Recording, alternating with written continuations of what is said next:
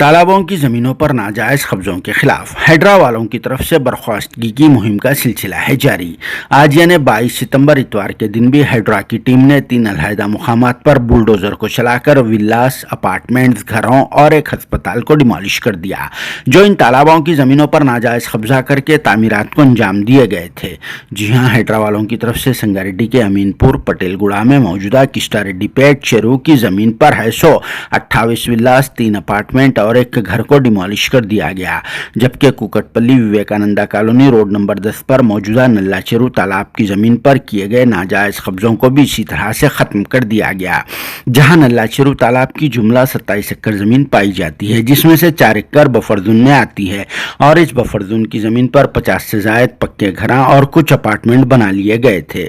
जबकि 3 एकड़ जमीन एफटीएल जोन में पाई जाती है और इस एफटीएल जोन की जमीन पर 25 बिल्डिंग्स और 16 शेड्स को तामीर किए जा चुके थे और एक मुकाम जैसे कि बीरमगुड़ा, बीएसआर कॉलोनी, कृष्णा रेड्डी पेट में मौजूदा शट्टी कुंटा की जमीन पर भी किए गए नाजायज कब्जों को इसी तरह से खत्म कर दिया गया। इन मुकामात पर हैदरा वाले सुबह पहुंच गए और फिर डिमोलिशन की इस कार्रवाई को अंजाम दे दिया गया और बड़े बड़े मशीन के जरिए फौरी तौर पर अपार्टमेंट्स वगैरह को डिमोलिश करके मिट्टी में मिला दिया गया, जिसकी वजह से लोगों का बहुत ही ज्यादा बुरा हाल हो रहा है, क्योंकि ये लोग लाखों रुपए के घरों और फिर विलास को तामीर किए थे, तो अपार्टमेंट्स वगैरह की तामीर के लिए करोड़ों रुपए खर्चा कर दिए गए थे, मगर बुलडोजर और फिर बड़े बड़े मशीन के जरिए इन अपार्टमेंट्स और अस्पताल वगैरह को तहस नहस कर दिया गया, जिस पर बहुत सारे लोग अपनी शदीद नाराजगी का भी इजहार कर रहे हैं। मगर इस कार्रवाई पर आप लोग क्या कहते हैं? कमेंट बॉक्स में जरूर जवाब देना।